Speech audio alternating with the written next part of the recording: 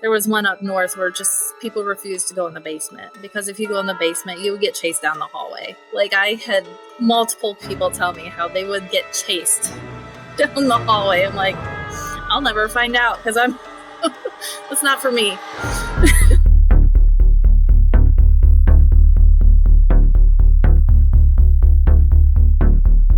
This one, it was so this hospital, I was on a cardiac unit for this one, and it had a room that was so well known for its paranormal activity that when they redid the floor, they got rid of the room completely.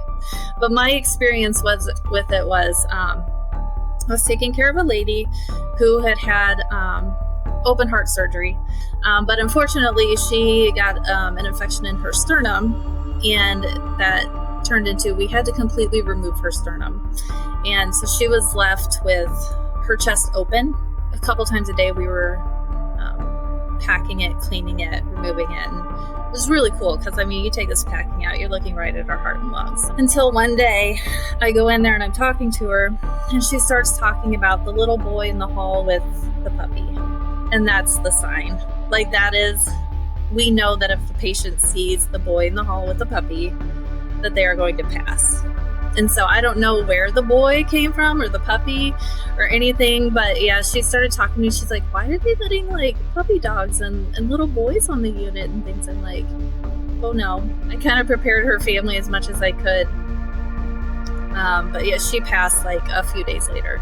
Like, it was just every time, and only in that room, nowhere else on an entire unit.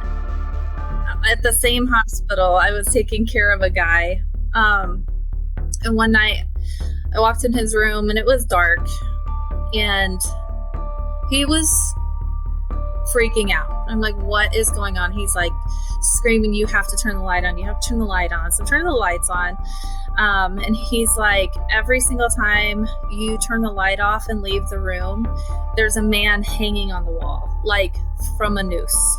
And I'm looking around the room, like looking for where light would be coming from to create a shadow, and what in the room could possibly like create a shadow of a man on a noose. And there was nothing. There was absolutely nothing. It was just a bare room other than the medical equipment and things. And it was like across, so not near the medical equipment. And so I'm in the room with him, and I'm like turning the lights off, trying to see if I could see it myself. Nothing. Like, I couldn't see it. But if I left the room, immediately he would start screaming. So the whole time he was there, it was lights on for this poor old guy. So I don't know. I still don't know. He didn't die, thank God. That's one of the good stories, is this guy didn't pass away. But it was like this crazy, like just seeing this man hanging. Everyone has different views of afterlife and supernatural and what is and isn't. But I feel like if you have truly worked in a hospital and spent time in a hospital, you know. Because there is so much. Like, there's so much that we see. I've been at hospitals. There was one I was at couple years ago. And I was on like the code team. So anytime there was a code in the whole hospital, that was my responsibility in this big trauma one.